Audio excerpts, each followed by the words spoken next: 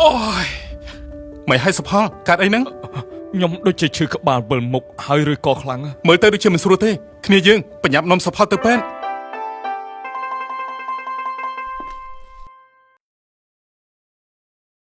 លោកគ្រូពេទ្យអាការៈរបស់គាត់យ៉ាងម៉េចហើយសម្ពាធឈាមរបស់គាត់ឡើងខ្ពស់ដែលជារោគសញ្ញានៃជំងឺឡើងសម្ពាធឈាមជំងឺឡើងសម្ពាធឈាម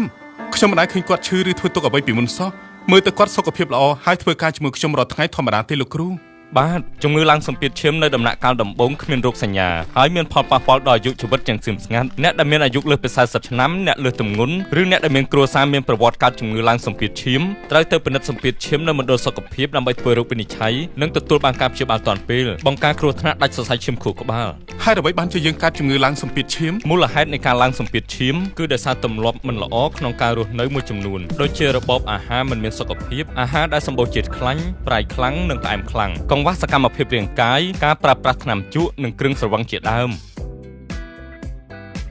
សម្ពាធឈាមរបស់បងគឺល្អធម្មតាទេបងត្រូវមកពិនិត្យឲ្យបានទៀងទាត់ហើយត្រូវផ្លាស់ប្ដូរឥរិយាបថក្នុងការរស់នៅផងដែរត្រូវកាត់បន្ថយការទទួលទានអាហារដែលមានជាតិប្រៃដូចជាការដាក់អំបិលទឹកស៊ីអ៊ីវទឹកត្រីប៊ីចេងនិងម្សៅស៊ុបកាត់បន្ថយការបន្ថែមទឹកជ្រលក់ផ្សេងទៀតកុំភ្លេចណែនាំក្រុមគ្រួសារមិត្តភ័ក្តិមកពិនិត្យផងបាទអរគុណហើយលោកគ្រូពេទ្យសំណាងឲ្យយើងបានមកមណ្ឌលសុខភាពទាន់ពេល